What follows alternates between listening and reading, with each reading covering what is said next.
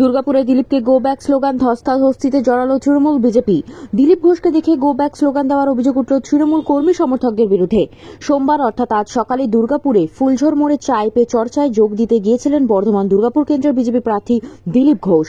তিনি MMC township এলাকায় প্রাতঃভ্রমণ সেরে ওই কর্মসূচিতে যোগ দেন। দিলীপ পৌঁছানোর পরেই তাকে লক্ষ্য করে গো ব্যাক স্লোগান দেওয়া হয় বলে অভিযোগ ওঠে জয় বাংলা স্লোগানও।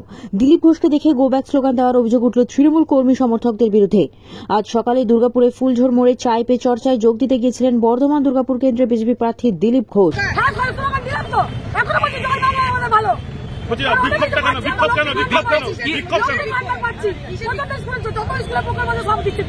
তিনি অনেক ভালো, নারীদেরকে সম্মান করে, কিন্তু বিজেপি সম্মান করে না।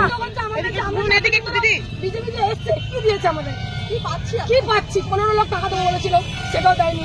গ্যাসের দাম বলেছিল কমাবো, গ্যাস 300 টাকা 400 টাকা গ্যাস, সেটা এখন হয়ে গেছে 1100 টাকা। কি পাচ্ছি? টাকা সেটাও দেয়নি। আজকে মহিলাদেরকে সম্মানটা বুঝতে পারলো না।